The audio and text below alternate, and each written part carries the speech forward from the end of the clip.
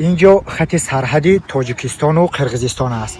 حالا باشد راه نوی ورخ را ساخته ایستادند. انشالله بعد از 3-4 ماه تا آخر ساختنی راه ورخ، راه خود اساسی ورخ به اتمام میرسد. انا میخیل برادران راه اسفالت شده تا طرف شهر اسفره رفته ایستاده است.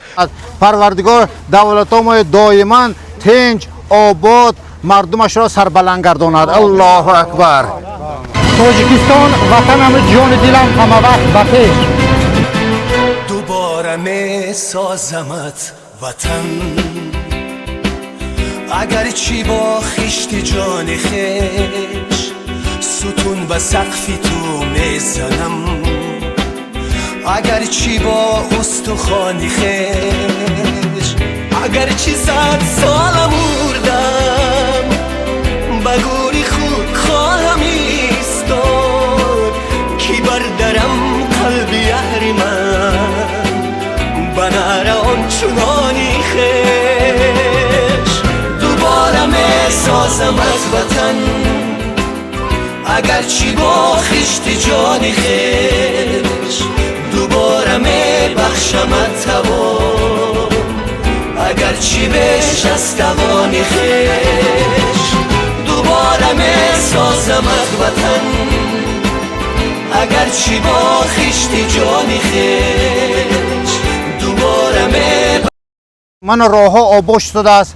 من چند سال باز راه های اسفره ورخ دستگیری همین صاحب کارا که آباد شده است. امروز مردم به آزار حرکت کرده راه ها رفته اومدند. اگر حق همین صاحب کارا و حق همینجا مهنت کسانی که یک دعا میکنیم که پروردگار همه مهنتاشون به درگاهش مقبول گرداند، مراد و مقصدهای نیکاشون برآورده خیر گرداند، پروردگار صف همین جوانمردهای با اضافه گرداند، چی نیت‌هایی که در دلشون باشد برآورده خیر گرداند. پروردگار دولت‌های دائما تنج آباد مردمش را سربلند گرداند. الله اکبر.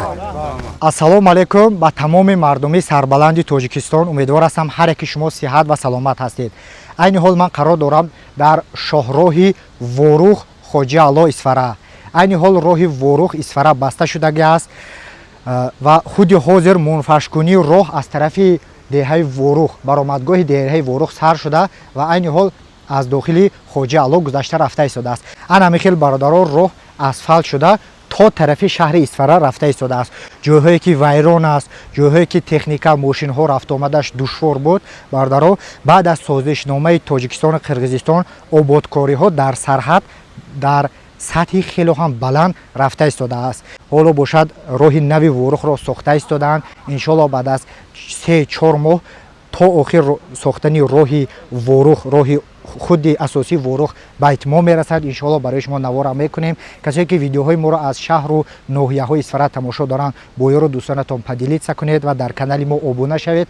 қариб ки 5-6 соат мешавад ки ана михел мунфашкунии роҳ давом дорад. то ҳол зиёда аз 80-90% корро бо техника карда истоданд барои ҳамин мунфашкунии роҳ дар сатҳи хело ҳам баланд ва тез рафта истодааст.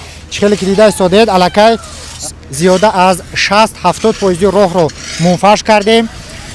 асфалт бародаро ин дуюм сулои асфалт мебошад ки айни ҳол мо дуюм рӯз рехта истодаем. дар ин ҷо чихеле ки гуфтем аз мусафедони ворух сар карда, раисон, сокинон ва мақомотон омадагӣ ҳастанд тартибот ва рафтуомади нақлиётро назорат кунанд то ки рехтан ва сифати асфалт дар сатҳи баланд рехта шавад. инҷо шоҳроҳи ворух аст. анамо тарафи ворух.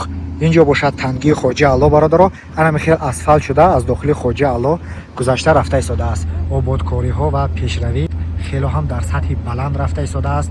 аз сокинони маҳалла то коргарони роҳ ва раисони шаҳру ноҳияҳо барои ободии шаҳри исфара ва деҳаи ворух саҳми худро гузошта истодаанд. видеоро то охир тамошо кунед ва фикроятонро дар комментариям нависед. тамошобинони азиз, соат тақрибан 7-8 бегоҳ шуд.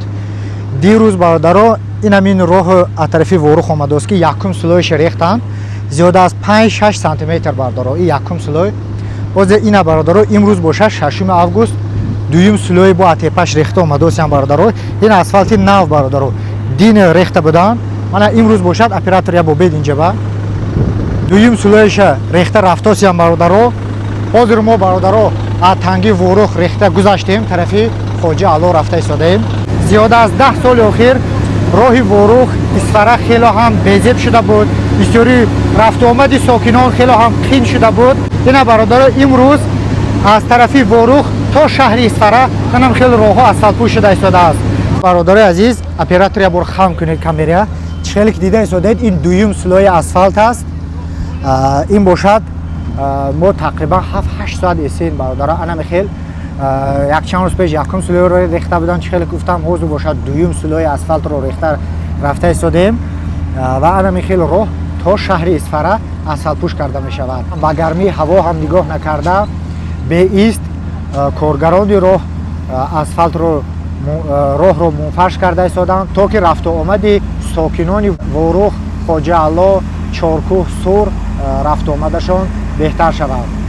وطن این خنده طیفان شوخی نو قدم است، وطن این سفره با یک نان گرم و چای دم است، وطن این دستی دعای مادران بر سفر است، وطن این جان من است و ناری ایمان من است، وطن در نقش زیبایی خواهرانی چه‌ور است، وطن در بختی ادای خدمت جان پسر است، وطن در هر نفس و هر نظری باید بود، وطن این جان من است و نور ایمان من است.